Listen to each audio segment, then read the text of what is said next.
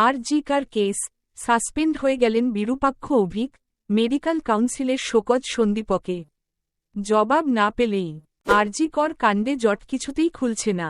নির্যাতিতার ধর্ষণ ও মৃত্যু তদন্ত সিবিআই হাতে যাওয়ার পর সন্দীপ ঘোষ নজরে আসেন।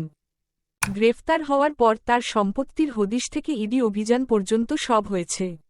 নাম জোড়ায় বিরূপাক্ষ বিশ্বাস ও অভিক দে রও। অভিক দে ও বিরূপাক্ষ বিশ্বাসকে সাসপেন্ড করল রাজ্য মেডিকেল কাউন্সিল। শোকজ করা হল আর.জি.কর মেডিকেলের প্রাক্তন অধ্যক্ষ সন্দীপ ঘোষকেও। আর.জি.কর ঘটনার আবহে ভাইরাল হুমকি অডিওতে চর্চায় ছিলেন বর্ধমান মেডিকেলের চিকিৎসক বিরূপাক্ষ বিশ্বাস।